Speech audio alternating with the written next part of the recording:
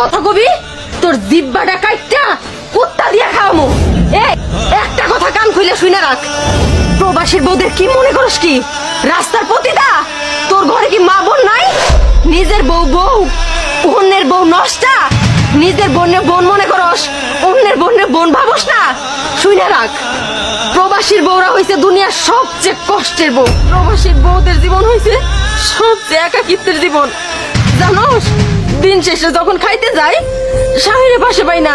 এই যে বাজার করার জন্য মহিলা মানুষ হয়ে প্রত্যেকটা দিন রাস্তায় এসে দাঁড়াই থাকি কয়টা বাজারের জন্য।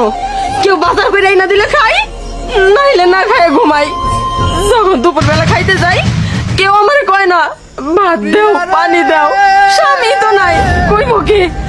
দিন শেষে রাইতে যখন বিছানায় ঘুমাইতে যাই এই মাথাটা রাখার জন্য স্বামী শক্ত মস্ত বাহুটা পাই না, একা একাই ঘুমাই। আর তোদের মতো কিছু নষ্ট পুরুষরা এই প্রবাসী বউদের খারাপ বানায়। তোরা কোথায় আমাদের সাহায্য করবি সেইখানে কিনা তোরাই দুর্বলতার সুযোগ নিয়ে হাত ধইরা টানাটানি করস।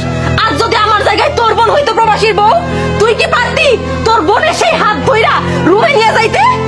পারতি? পারতি না। ভুইলা যাস কেন? আমাদের মতো প্রবাসীর স্বামীদের টাকায় এই দেশটা চলে।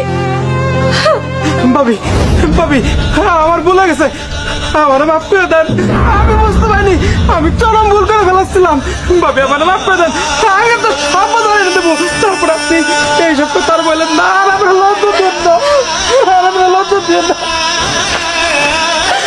আল্লাহ আমাকে এমন একটা জীবন কেন দিছ? আমরা দিন শেষে একা একা যাই, তারপরেও কিনা মানুষের ভিক্ষা শুনে জীবন পার করতে হয়।